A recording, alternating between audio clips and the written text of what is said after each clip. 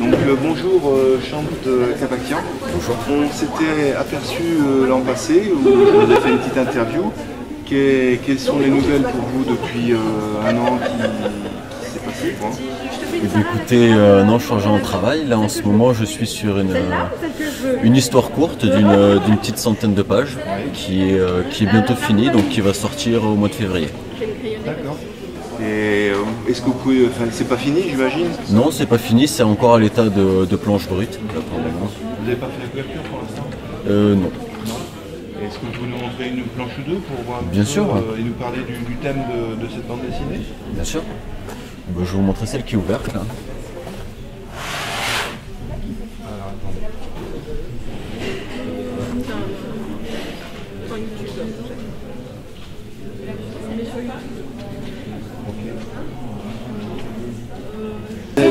Vous avez fait juste les dessins, mais j'imagine que vous allez rajouter des couleurs. Alors c'est un style manga, donc ça va rester en noir et blanc. D'accord. Mais ce qui va être rajouté après numériquement, ça va être les aplats de noir, toutes les nuances de gris, le texte de manière numérique et tout ce qui va être effet. Donc il va y avoir des effets de vitesse avec des traits convergents. Il va y avoir des effets sonores avec des onomatopées qui vont être pour ajouter du son à l'action. Voilà, donc ça c'est toute une dernière partie numérique qui sera le stade final avant l'impression. Et non, c'est encore 2 gros mois de travail, je pense. Voilà, donc sachant que c'est 6 jours semaine. Voilà, donc au niveau de l'histoire, ça se passe sur une autre planète, mais bon, qui est facilement assimilable à la Terre vu qu'elle est habitée par la vie. Donc là, on suit l'histoire d'un petit village qui a été affamé par la guerre et par le nouveau régime en place, qui a mis en place tout un système de réquisition pour subvenir à l'effort de guerre. Et donc nos 4 jeunes héros vont se battre un peu pour les populations locales qui sont affamées. Donc dans leur quotidien, ils tiennent une cantine solidaire qui nourrit les pauvres. Et l'histoire débute dans l'arrivée d'un convoi de cette armée de répression qui vient faire les réquisitions et du coup qui dirige un convoi de nourriture. Donc on va suivre toute la tentative des jeunes héros d'aller récupérer les denrées et la nourriture du village dans ce convoi. Donc ils vont se battre avec les forces armées en place pour essayer de sauver un peu leur village et de nourrir tout le monde. Donc est-ce qu'ils vont y arriver? Est-ce qu'ils vont réussir à faire le poids face à cette armée surentraînée et suréquipée? C'est ce qu'on découvre à travers tout au long de l'histoire. D'accord, ok. Voilà, en résumé.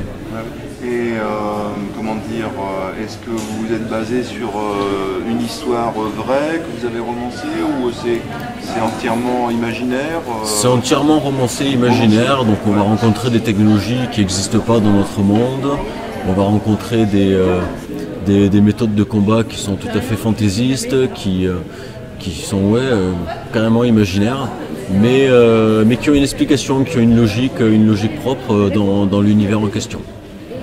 Donc voilà, tout en gardant le suspense, c'est expliqué, on le découvre au fur et à mesure des pages, comment ça se passe et comment ça fonctionne. Et donc c'est votre premier album? C'est ma première histoire, voilà. D'accord.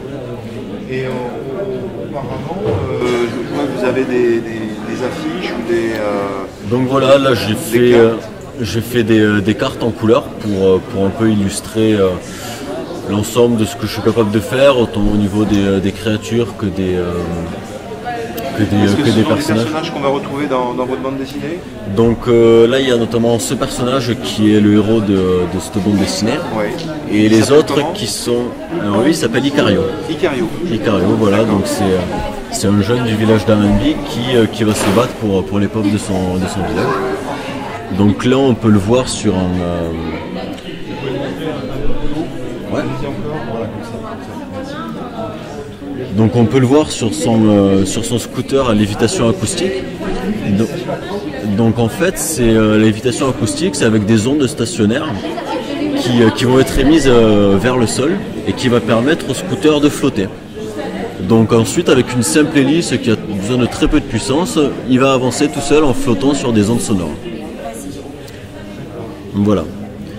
Donc il y a ce jeune héros, il y a d'autres personnages qui sont issus d'un univers plus complet que pour le moment j'ai mis de côté le temps de gagner de l'expérience et du savoir-faire dans la narration, dans l'illustration et que je reprendrai dans quelques années. Et vous faites tout vous-même ou vous travaillez avec un scénariste? Comment ça se Je passe? fais tout moi-même, jusqu'à présent. Voilà. C'est compliqué, écrire une histoire, l'imaginer, C'est-à-dire la dessiner. Avant de dessiner, il y a plusieurs étapes. On va commencer par écrire le scénario. Donc je passe la phase de recherche, une phase de recherche où on va créer le monde dans lequel on va faire évoluer nos personnages, on va créer l'idée des personnages, leur vécu, leur passif. Donc une fois que la phase de recherche est un peu terminée et qu'on sait où on va écrire notre scénario. Donc on l'écrit d'abord de manière succincte pour avoir la trame générale. Une fois qu'on a la trame générale, on commence à le détailler scène par scène. C'est un travail qui se rapproche beaucoup du cinéma. Donc une fois qu'on l'a écrit scène par scène, que l'on a notre scénario détaillé final, on va commencer le storyboard, ou le scénar-image en français, il me semble que ça s'appelle comme ça. Donc c'est là qu'on va attaquer le début du travail graphique. Donc on va découper par case, par page, on va définir les points de vue, les angles de vue, si le personnage il est de dos, de face, s'il est en plan rapproché, en plan large. Donc il y a tout un travail de découpage qui se crée, qui est un travail préliminaire d'esquisse et de choix de mise en scène. Donc une fois que tout ce travail préliminaire est fait, c'est là qu'on commence à dessiner.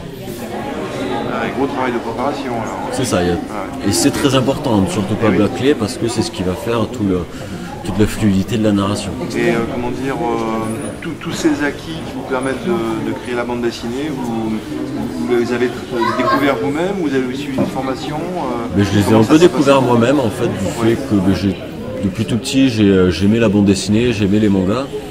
Et en grandissant, plus j'ai voulu faire de cet art mon métier, j'ai commencé à analyser la construction, à travailler mes dessins d'un côté, mais aussi analyser les schémas narratifs, les modes d'histoire, les découpages mis en place par les auteurs.